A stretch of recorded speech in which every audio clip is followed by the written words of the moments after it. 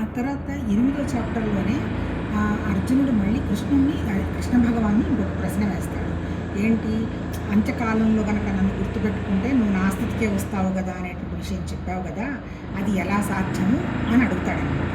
దానికి ఆ మహానుభావుడు ఏం చెప్తాడు, ఉన్నదంతా ఒకటే పరమాత్మ తత్వం, ఇన్ని లేదు.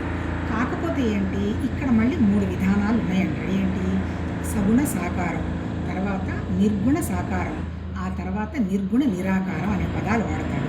అంటే అర్థం ఏంటి, ఉన్నదంతా ఒకటే అనేటువంటి విషయం నీకు అవగాహనకి రావాలి అంటే అల్టిమేట్ ఏంటి, భగవతత్వం అనేది ఒక మాయలాగా వ్యక్తమైంది. మాయ అంటే ఏంటి, ఒక ప్రకృతి అనుకున్నాం. ప్రకృతి శక్తి అంటే ఏంటి, పంచభూతాలు అనండి, మనసు, బుద్ధి, అహంకారం అనండి. అల్టిమేట్ ఏంటి, ప్రకృతి అంటే ఏంటి, మళ్ళీ ఏంటి, మన మనసు అంటే ఏంటి, మాయ. అంతే, అల్టిమేట్ ఏం లేదు. అంటే ఏంటి, ప్రతి నిమిషం మన ఇబ్బంది పెట్టినా, మనని సంతోషపెట్టినా, మన చేతన్నా ఏమన్నా పని చేయించినా అల్టిమేట్ ఏంటి, మాయ. అంతే కదా. ఇప్పుడు ఇదంతా మాయను అనేటువంటి విషయం మన అవగాహనకు వచ్చింది అంటే ఏంటి, నేను నా లోపల ఉన్నటువంటి భగవతత్వం తప్ప మిగిలిందంతా మాయ అనేటువంటి అవగాహన వచ్చింది. ఏ పనైనా మనం ఏం చేస్తాము, భగవతత్వ భావం అనేటువంటి భావంతో జరుగుతూ ఉన్నదనుకోండి, దాని మీద మన మీద ఎలాంటి ప్రభావం ఉండదు. మనకు ఎలాంటి, అది గొప్పగా ఏదైనా అయితే మనకు గొప్ప సంతోషం వచ్చే అహంకారం ఉండదు. ఏదైనా సక్రమంగా జరగకపోతే అయ్యో నా వల్లే అనేటువంటి దుఃఖం ఉండదు. అంటే ఈ 2 స్థితులకు అతీతంగా ఉండగలగడం అనే సెల్ఫ్ అంటారు. సెల్ఫ్ అంటే ఏంటి, లోపల మనతో ఉన్నటువంటి మన భగవతత్వం అన్నమాట. దాన్ని ఏమన్నారు, జీవత్వం కిందకు వచ్చినప్పుడు ఆత్మ అన్నారు. జీవత్వం అంటే శరీరం, మనసు, ప్రాణం నేనే అనుకున్నప్పుడు అదన్నారు. ఇప్పుడు ఇక్కడ ఆయన అడిగిన క్వశ్చన్ ఏంటి, చివరి స్థితిలో నాకు ఎలా గుర్తుంటుంది అనేటువంటి విషయాన్ని ఆయన ప్రశ్నిస్తాడు. చివరి స్థితి, ముందు స్థితి అని ఏం లేదబ్బా.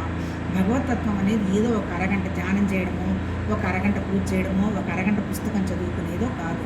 దానికి ఏం చెప్తున్నాడు మన శంకరాచార్య గారు కూడా, నాకు ముముక్షత్వం తప్ప ఇంకొకటి ఏమీ అక్కర్లేదు అనేటువంటి భావం మన మనసులో ఉండాలి.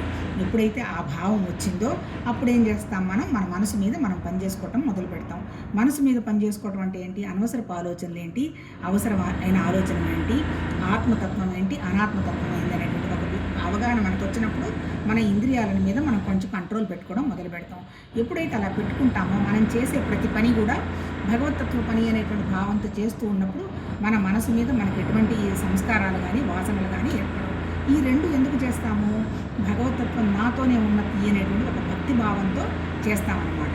అంటే ఏంటి, భక్తి, కర్మ, యోగం, ఈ 3 కూడా అన్నీ అల్టిమేట్ ఏంటి, డెస్టినేషన్ ఒకటే, కాకపోతే మార్గాలు వేరు.